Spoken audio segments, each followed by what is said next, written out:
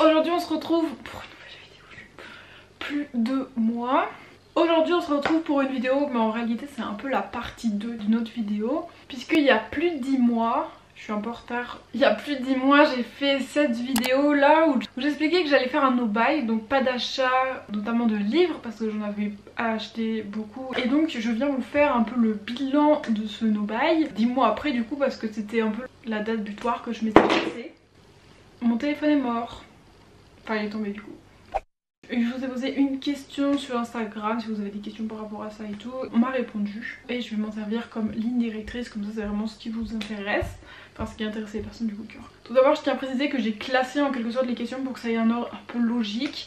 Donc on va commencer tout de suite avec la première question qui est: ne pas acheter de livres pendant 10 mois, c'est possible? C'est tout à fait possible si tu empruntes des livres à la bibliothèque. Si tu as du coup ton stock de livres pour tes 10 mois. Pour le coup c'est souvent l'intérêt du no-buy, c'est de faire beaucoup baisser sa pile à lire sans vraiment acheter de livres et donc pouvoir la remplir. Et donc si tu as ton stock de livres avant, donc ce qui est souvent l'origine du pourquoi tu fais un no-buy, je pense que c'est totalement possible et une très bonne détermination. Surtout ça la clé je pense. La seconde question c'est: comment tu as fait pour ne pas en acheter pendant aussi longtemps? Alors j'ai eu deux avantages en quelque sorte, parce qu'il faut que je me rende physiquement dans une librairie pour pouvoir acheter des livres. Le deuxième avantage c'est qu'il y a eu deux confinements, le confinement de novembre, janvier je crois, et le confinement de... c'était avril, c'était quoi?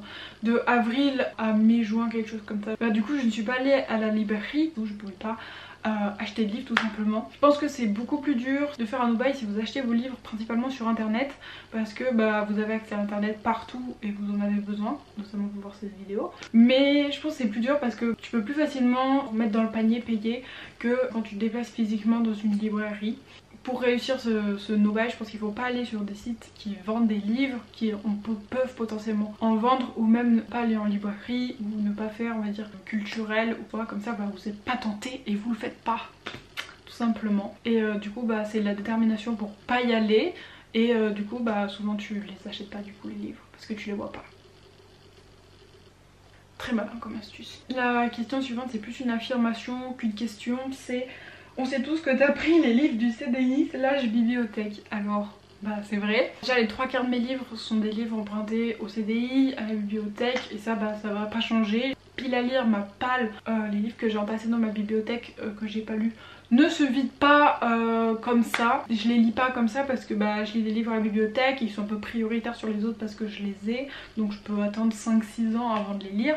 Bon, souvent c'est 2 ans max. Du coup j'emprunte beaucoup de livres au CDI, à la bibliothèque, et c'est un peu le pourquoi j'ai commencé ce no-buy. Parce que ça servait à rien que j'achète des livres alors qu'il y en a plein au CDI que j'ai trop envie de lire et que je me dis bah non je peux pas les lire, je suis en train de lire celui-là, et je les considère pas dans le no-buy parce que pour moi je les ai pas achetés. Je les garde pas et c'est pas des livres qui sont dans ma pile à lire, donc c'est pour ça. Ensuite c'est: t'as craqué, et je le sais. Oui j'ai craqué.